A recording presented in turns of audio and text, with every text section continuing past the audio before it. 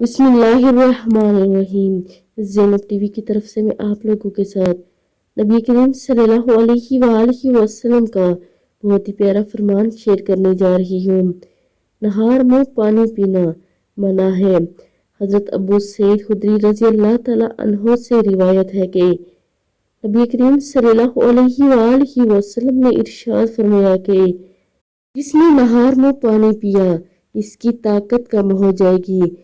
امام شافعی رحمہ اللہ فرماتے ہیں کہ 4 چیزیں بدن کو لاغر کر دیتی ہیں اور ان میں سے 3 یہ ہیں: نہار منہ پانی پینا، ترش چیزیں کھانا اور فکر و غم زدہ کرنا۔